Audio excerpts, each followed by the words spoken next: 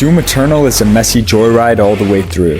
While I'm not the biggest on its style compared to the previous or later entries, the bosses are still solid. They take on a passive approach to contrast the many enemies. This makes them feel less like battles and more so bullet sponges, yet I enjoyed it nonetheless. The combat here is among the greatest FPS shooters. To lay the groundwork, I played on Hurt Me Plenty, the Doom Hunters and Marauders won't be included, and subscribe or I'll eat your skin. With that done, let us travel through hell and earth and every planet in between to find our top competitor.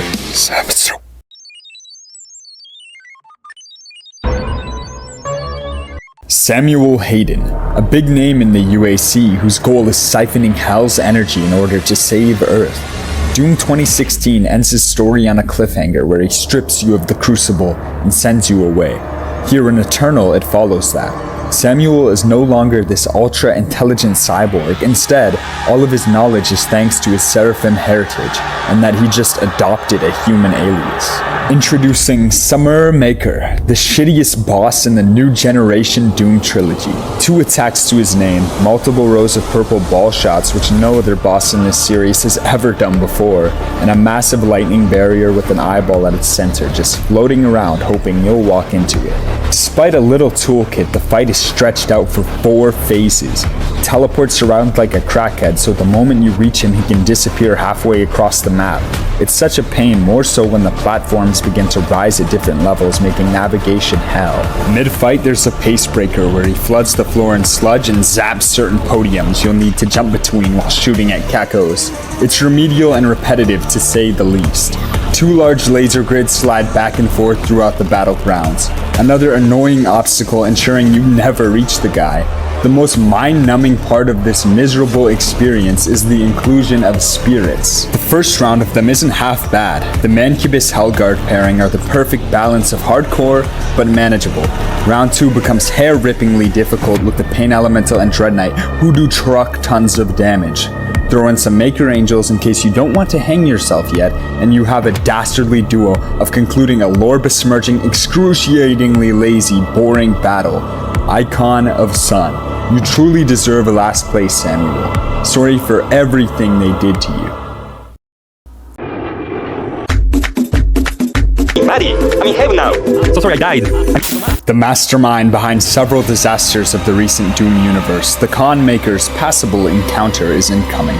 With golden wings, angelic bleach-white armor, and a know-it-all attitude, the leader of the Con towers over you and still decides to soar in the air. Her wings produce yellow arcs flowing with the wind in a quick fashion, climaxing with a purple orb toss. An immense hot red laser beam can spawn in the meantime, shadowing your every step, bleeding fire in its wake. Both ensure you're running fast, stand still, and you're bound to be absolutely obliterated. Con droids inhabit the arena and are your only source of material. You'll need to be strategic with your weapon choice as they can drop instantly with headshots and you'll be rewarded heavily for it. Where this fight loses me is the battlegrounds. I constantly kept being flung off or cornered, not to mention the red boiling rash infesting it more and more, each segment leaving barely any room to avoid the onslaught. A golden core is placed in the middle of her abdomen, begging you to chain up and clock it once you level her force field. My favorite thing about this boss is that you need to think carefully about your arsenal. In need of resources, precision is the answer to pop a Maker's head right off. How about DPS? To drop the shield, got enough heavy weapons to do the trick. And that Chain Spear implementation is the cherry on top. Bash her mask off to unveil her ugly insides and explode her heart. However, her arsenal is thin like Summers, and alongside the other traversal restriction issues, it haunts the Con Maker from getting any farther. Thus, a fallen angel has fallen far below her colleagues. You don't want to make a deal with the devil. Ooh, you're the guy who's under my bed.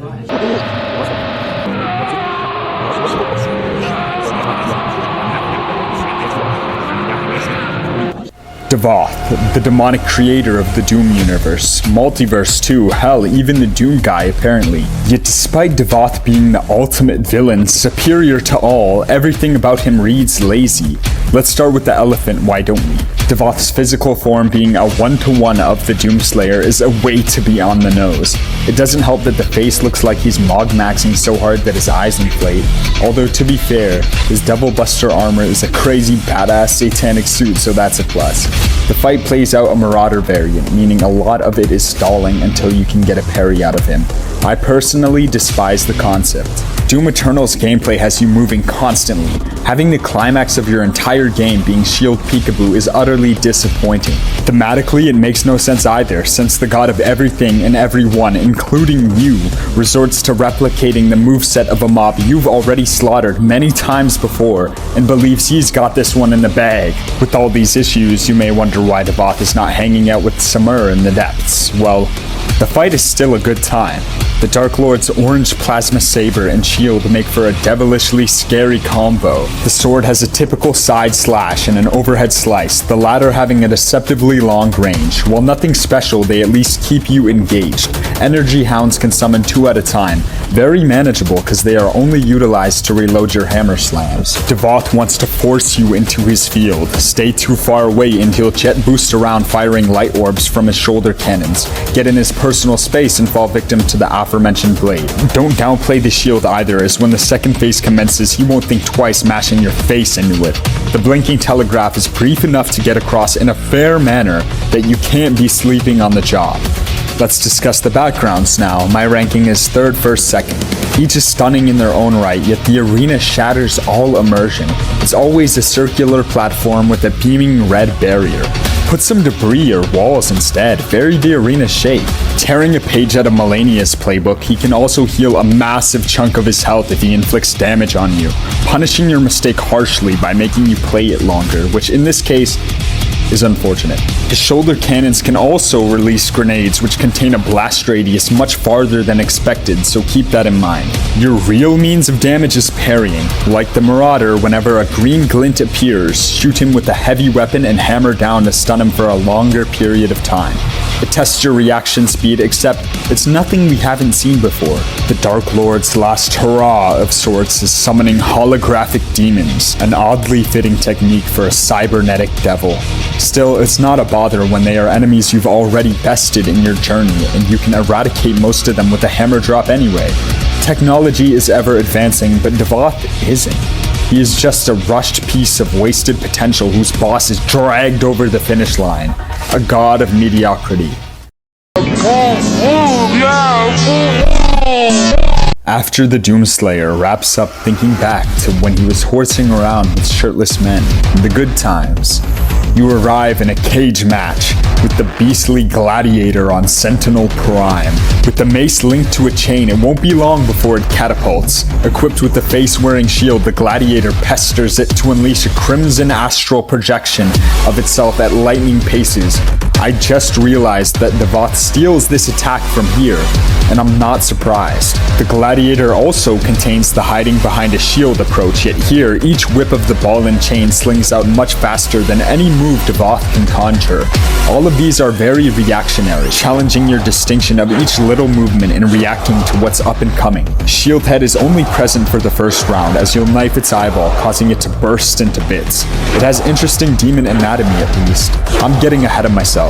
While this first phase is much slower, it sets a tone. The green glint makes a return here since Devoth can't do anything original and it's put to much better use. Everything is a reaction check, and if you're not on the mark, the Hell Knight Baron hybrid will clobber you. Exactly why my only gripe is with the enemies. I keep comparing the Gladiator to the Dark Lord, but Devoth's ads are docile, and when they aren't, clearing them out with the old sledge is a button press away. Whereas Gladi has constant bullet fire all around the chamber, and when you go to deal with the problem, you'll either have Mace Face or another batch of demons spawned at your doorstep. It splits your attention from an expertly designed fight and keeps it from going any higher. After breaking the skull shield, the Gladiator arms itself another Morning Star. Its wrist flexibility is off the charts. It can whirlwind both flails at speeds so fast that they can deflect gunshots. Why was it using the shield again? Its toolkit gets much more diverse and dangerous. dangerous, whipping its left mace across the room, then quickly doing the same on its right, forcing you to align. How quickly can you respond to a situation is no longer the only question at hand. You'll need strong placement, especially when right after the gladiator lunges at you and crashes its flails where you stand.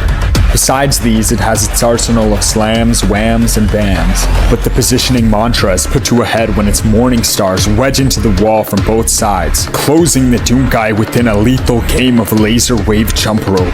This may be one of the greatest designed attacks throughout the franchise, an ultra-cinematic scene where the gladiator's sway of each ball and chain generates flowing lasers that push your bobbin weaving skills to the absolute brink. They march one after another, yet as they inch closer, the beams slowly materialize their final pattern. It almost seems as if the lasers are streaming between barriers. As badass as it is epic, and most of all, it enforces focus on the gladiator and only the gladiator. The cherry on top is when it lowers its monstrous head, prepping its horns to cram your face in, leading you to either nearly avoid it or parry the oaf once your eye catches that familiar green glint.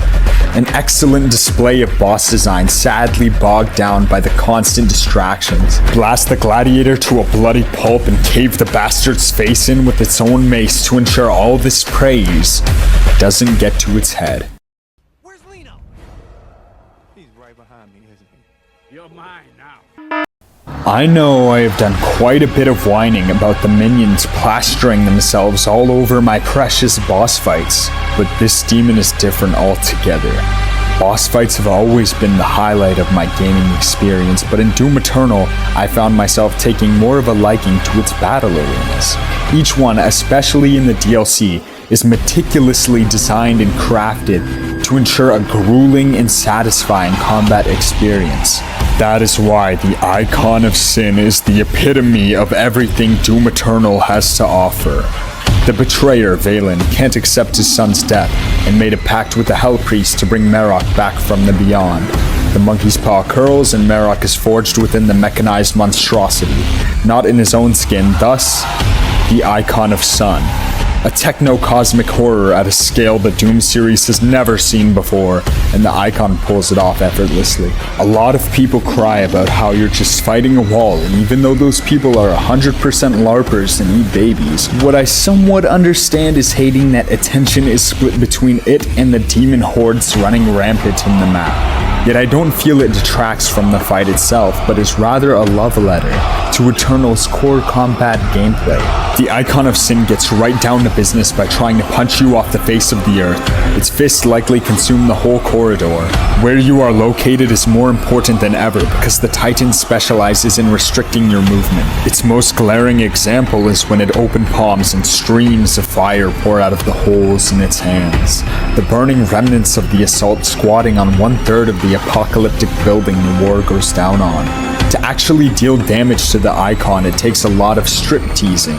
Its armor is made up of a helmet, 2 biceps, 2 forearms, 2 chest pieces, and 1 abdomen. The pure size of the beast is put on display when it punches the building in a fit of rage, the echoes of it flying your feeble body back in the wind.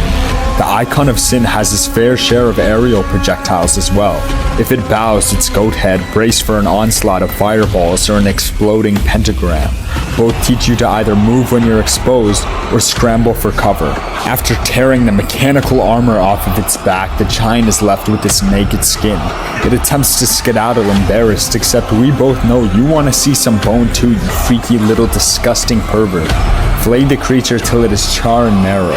Each of its previous skills feel more intense, and the thunderous backdrop with chaos in the skies further shed light on this.